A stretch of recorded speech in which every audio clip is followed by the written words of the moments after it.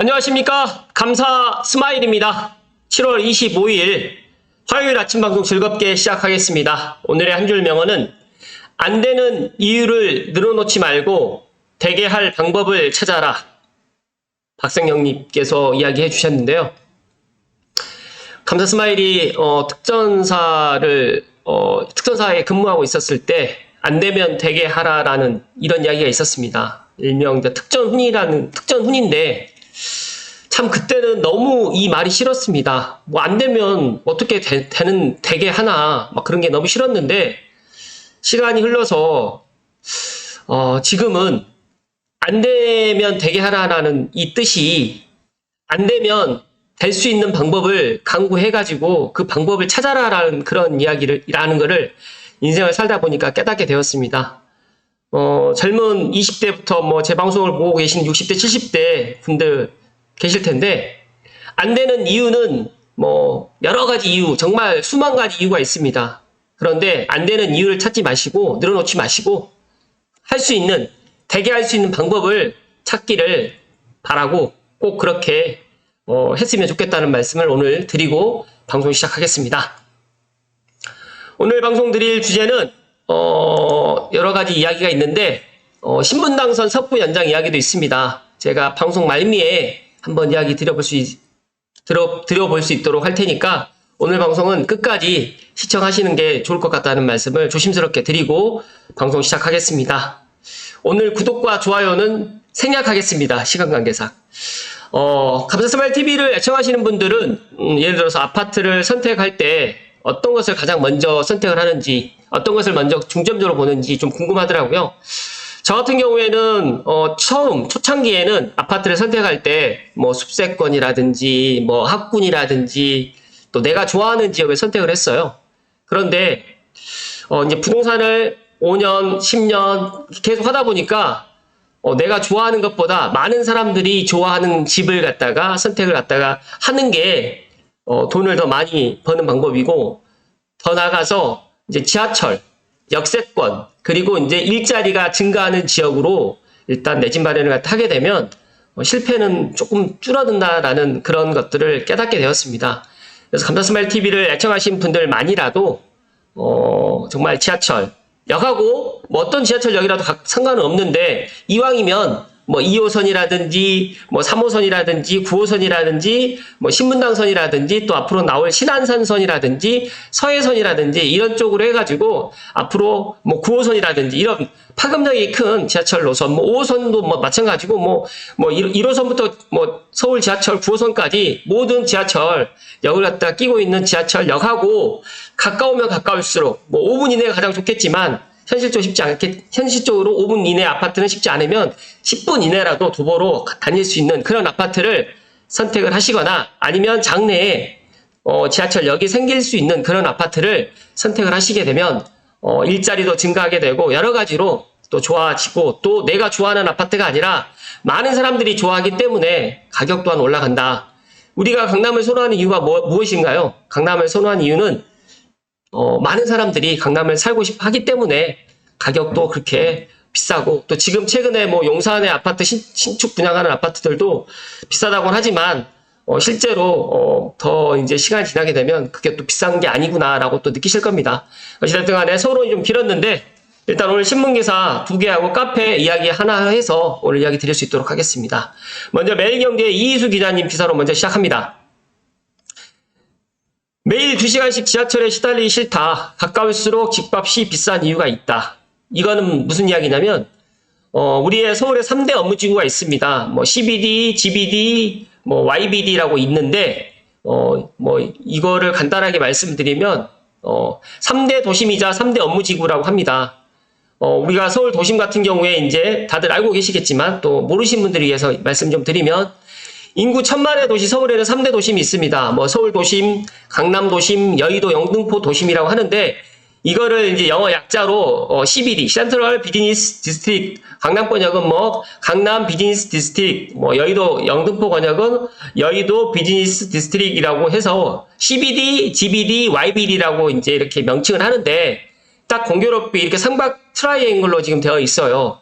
그래서 이제 이 강북 쪽은 서울 도심 쪽으로 해서 아무래도 출퇴근하시는 분들이 많이 지하철을 이용하실 거고, 또 여의도 영등포 같은 경우에는 강서 쪽이라든지 또 인천이라든지 김포 쪽으로 해서 출근하시는 분들이 많이 있으실 거고, 또 강남 같은 경우에는 강동권, 뭐 천호동이라든지 잠실이라든지 또 과천이라든지 이쪽으로 해서 이제 뭐 용인이라든지 뭐 광교라든지 이쪽에서 또 많이 출퇴근을 하실 텐데, 공교롭게 이 서울 도심과 여의도 영등포와 강남을 갖다 가는 노선들이 다양하게 있습니다.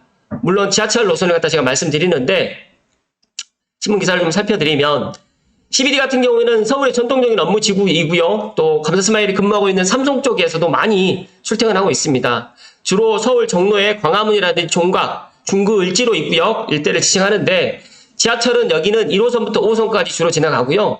CBD 같은 경우는 60년대 후반부터 본격적으로 개발되어 있는데, 이제 또 다른 특징 같은 경우는 역사, 문화, 시설이 많다는 겁니다. 그리고 이제 금융기관도 모여있지만 신한은행, 하나은행, 우리은행, SC제일은행 본사가 대표적이고요. 유명한 빌딩으로는 광화문 교보빌딩이라든지 D타워, 그랑서울, 센터원, 센트로폴리스 등이 꼽힙니다라고 지금 이야기를 하는데, 일단 그렇다는 말씀 좀 드리고요. 대기업과 IT 기업이 모인 CBD, 우리나라 뭐 3대 업무지구 중에 가장 사람들이 많이 모여있는 강남권역인데, 일단 테헤란로라든지 강남대로가 지나는 지역이 대부분 GBD에 속해 있습니다. GBD는 80년대 중후반부터 개발이 시작됐는데, 강남에는 대기업과 IT기업, 게임업체, 스타트업이 많이 몰려있고, 서초구에는 대법원이라든지 대검찰청을 중심으로 해서 법률사무소들이 모여 있습니다. 그래서 다양한 버스와 지하철 노선이 대중교통 편의성이 가장 좋은 곳으로 거론되고, 지하철은 2호선, 3호선, 7호선, 9호선, 분당선까지, 그리고 이제 신분당선까지 지나가다 보니까 명실상부하게 가장 교통편이라든지 이런 것들이 잘 갖춰져 있다. 그리고 또 서울 고속버스 터미널도 근방에 있다라고 지금 이야기를 합니다. 어찌됐든 대중교통 접근성이 좋다 보니까 사무실도 가장 많은 상황이고, 그리고 빈 사무실도 역대 최저 수준이라고 합니다. 올해 1분기에 GBD 공실률은 1.8%로 무척 낮게 집계됐다는 말씀 좀 드리고요. 또 금융증권기업이 몰린 YBD, 그러니까 여의도 영등포구 일대를 일컬는데 80년대 초반부터 본격 개발됐고, YBD의 가장 큰 특징은 금융기업이 몰려 있다는 겁니다. KB국민은행이라든지 NH농협은행, IBK 기업은행, KDB 산업은행들이 자리하는데, 증권사도 정말 많고요.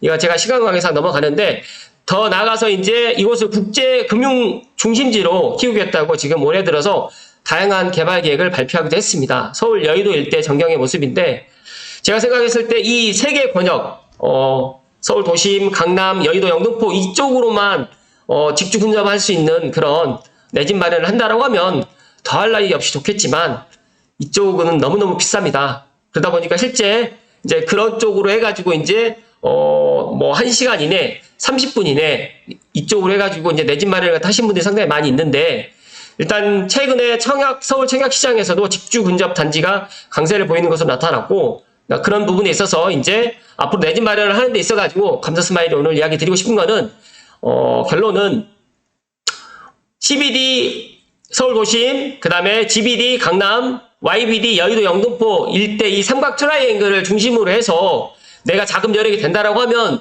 인서울을 하시고, 만약에 내가 자금 여력이 안 된다라고 하면 서울 도심과 가장 가까운 지하철로 다닐 수 있는 가장 가까운 곳이라든지 여의도 영등포 강남 권 쪽으로 해가지고 가장 내가 1시간 이내 아니면 뭐 30분 이내로 다닐 수 있는 그런 지역을 픽을 하시면 내 집을 갖다 그렇게 마련하신다라고 하면 상당히 좋을 것 같다는 말씀 좀 드리고요. 여기 헤드라인에서 매일 왕복 출퇴근하는데 1시간, 퇴근하는데 1시간 해서 왕복으로 해가지고 출퇴근하시는데 2시간씩 지하철에 시달리기가 싫다. 그러다 보니까 정말 이 3대 권역에 가까울수록 3대 도심과 3대 업무지구에 가까운 곳으로 가기 위해서 많은 사람들이 더 노력을 하고 있다라는 말씀을 오늘 드리고, 감사스마일TV를 애청하신 분들만이라도 꼭 이 3대 업무 도심이라든지 업무지구를 갖다가 꼭 눈여겨보시고 이쪽으로 해서 갈 수 있는 가장 좋은 지역을 픽하시라는 말씀을 오늘 드립니다.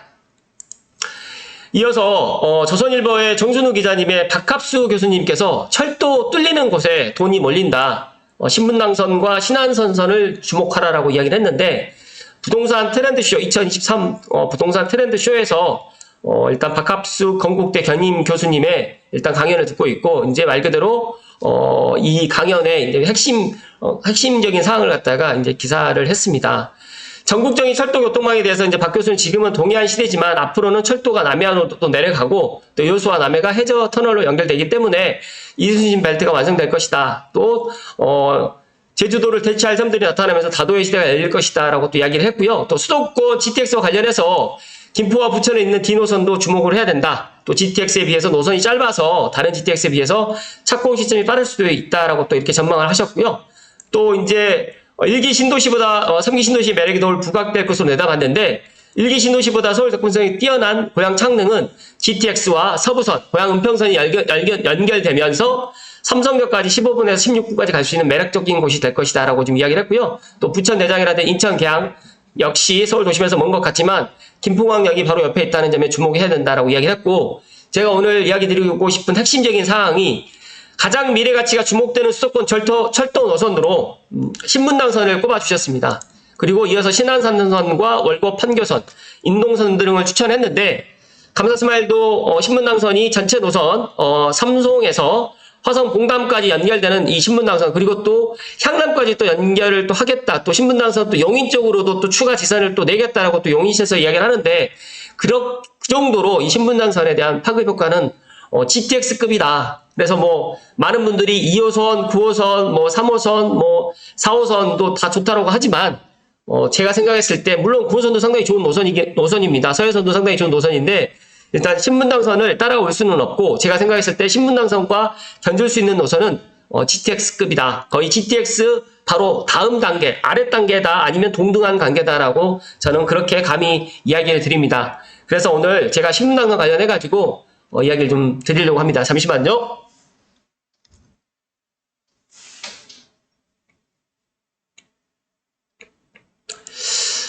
신분당선 관련해가지고 이야기를 드릴 건데, 이거는 뭐 제가 이야기를 한 게 아니라 올댓 고양님의 맑은 공기님께서 신분당선 관련해서 타 카페에서 지금 포온 사항입니다. 아마 은평뉴타운 부동산 카페에서 이야기를 한 것 같은데, 일단은 결론을 먼저 말씀드리면 신분당선 섭부 연장은 저는 된다라고 생각을 하는 사람 중에 한 사람입니다. 그런데 많은 분들이 또 부정적으로 생각을 하기 때문에 뭐 제 이야기를 갖다가 믿어달라는 이야기는 하지는 않겠습니다. 다만 이런 것들을 보시고 한번 객관적으로 한번 생각을 해보시면 좋을 것 같아서 오늘 이야기를 좀 드립니다.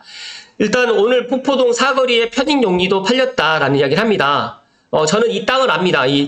제가 처음 근무했던 게 은평뉴타운 2지구, 뭐 3지구, 1지구 다 근무를 해봤기 때문에 아는데, 폭포동에 들어가는 그 초입 사거리에 위치하고 있는 땅입니다. 제가 이따가 좀 다시 한번 이야기 좀 드릴게요.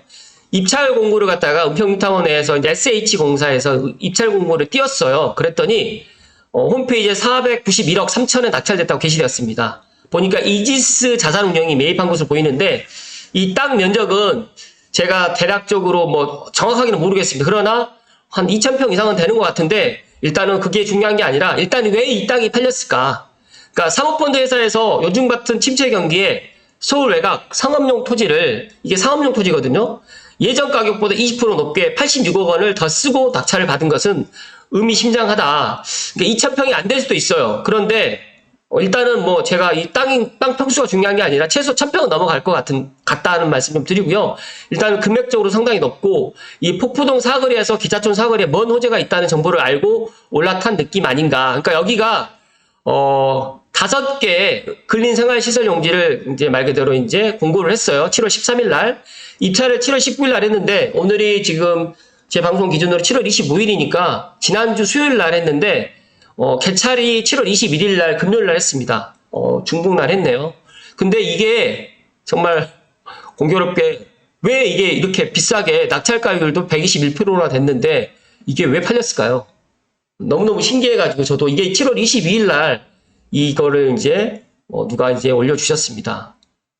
그래서 이제 저도 깜짝 놀래고, 물론 댓글에 뭐 이런 것들이 많이 있습니다. 저게 사실이면 범죄 아닌가요? 막 발표 전에 희망적으로 베팅했다고 하면 되죠. 뭐 여러 가지의 개인적인 이야기가 있는데 여기에 이 이야기가 있어요. 이지스 자산운용은 사모펀드뿐만 아니라 공모펀드도 함께 운영하는 집합투자업자로서 총 자산 운용 규모가 AUM이 27조 정도 되는데, 그중 부동산 AUM이 24조가 넘는 국내 최대 규모의 부동산 자산 운용사입니다. 국내 부동산 운용시장 MS가 15%가 넘는 강자이면서 주식이라든지 채권 같은 전통자산보다 부동산 투자에 강자가 입찰 매수한 것은 의미 있다라고 본다. 최근 독일에 투자했던 부동산 공모펀드의 만기도 이제 분위기가 되고 있었고 국내에서도 이름만 되면 알만한 부동산을 펀드를 통해 가지고 운영하고 있다. 부지를 매수를 한 거 보게 되면 구체적인 투자 운영 계획이 틀림없이 있을 텐데 참으로 기대된다. 그러니까 이게 무슨 뜻이냐면 이게 신문당 섭부 연장 발표되기 전에 이 땅을 산 거거든요. 그렇다고 하면 신문당 섭부 연장이 뭐 8월 달이든 아무튼 뭐 올해 긍정적으로 여기 지금 자산 운용사에서는 긍정적으로 본다는 거거든요. 그렇기 때문에 개인이 판단하는 게 아니라 어떻게 보면 기업에서 신문당 섭부 연장을 갖다 긍정적으로 보진 않나 라는 그런 개인적인 생각을 좀 가져봅니다. 이 땅의 위치가 어디냐면요. 여기입니다. 여기. 지금 은평 뉴타운 폭포동 4단지 아파트 이쪽에 예수사랑교회가 있고 이쪽 편에 이렇게 지금 현재는 지금 아마 펜스가 쳐져 있을 거예요. 그렇기 때문에 이렇게 지금 네모 반듯한 직사각형 땅인데 이 앞쪽으로는 없어요. 그렇기 때문에 이쪽으로 해서 폭포동 입구 사거리인데 저는 물론 이쪽으로 땅을 갖다 매입한 게 물론 은평 세길도 있겠지만 제가 생각했을 때 신도중학교 쪽으로 해가지고 이쪽으로 해서 이제 기자촌 사거리 쪽으로 해가지고 신문당선 말 그대로 은평 음유 인력이 예정되어 있거든요. 그렇기 때문에 이렇게 매입을 하지 않았을까라는 생각을 개인적으로 갖습니다. 물론 이거는 제 감사스마일의 개인적인 내피셜입니다. 물론 어떠한 정보도 나와 있지 않고 뭐 2차 예타 점검 회의만 지금 결과가 말 그대로 회의만 마쳤다라는 것만 알고 있고 아직 이제 발표 전이기 때문에 어떤 소식은 전해 듣지는 못했기 때문에 제가 뭐 이런 거 가지고 신문당 섭부 연장이 뭐 될 것 같다라는 이야기를 드리고 싶은 게 아니라 이 이야기를 갖다 드린 이유는 각자가 한번 생각을 해 보시라는 말씀을 오늘 드리고 싶어서 오늘 이야기를 좀 드렸습니다.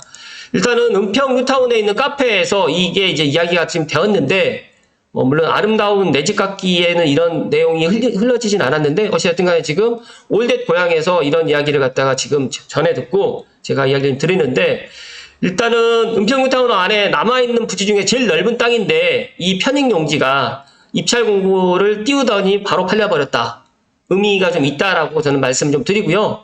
감사스마일 TV를 애청하신 분들 중에 감사스마일이 물론 신문당 섭부 연장에 대해서 긍정적으로 계속적으로 이야기를 드렸던 이유 중에 하나가 용산까지 연결을 했는데 용산에서 서북구까지 그리고 서울시에서 이렇게 원하는 사업을 삼성 때문에 이걸 올리는 게 아니라 서울시의 은평 뉴타운이라든지 그다음에 독바이라든지 그다음에 평창동 구기터널 이쪽의 교통 대책 때문에 그다음에 은평구에서도 더 요구를 많이 하고 있는 상황입니다. 엄밀히 따지게 되면 저는 계속해서 이야기 드리지만 고양시는 얻어 걸린 거기 때문에 정말 삼성까지 들어오는 게 정말 행운이다라는 말씀 드리는데 이 은평지구 편익시설 용지가 팔렸다. 그것도 공교롭게 지금 신문당 섭부 연장이 뭐 8월 달에 나온다, 9월 달에 나온다 이야기가 있는 그 전전 달에 뭐 7월 달에 지금 이게 지금 팔렸기 때문에 SH에서 팔린 거기 때문에 뭐 개인 대 개인으로 팔리는 게 아니기 때문에 공정하게 이것들 뭐 심의해 가지고 말 그대로 예전 가격보다 더 높게 해서 낙찰을 받았기 때문에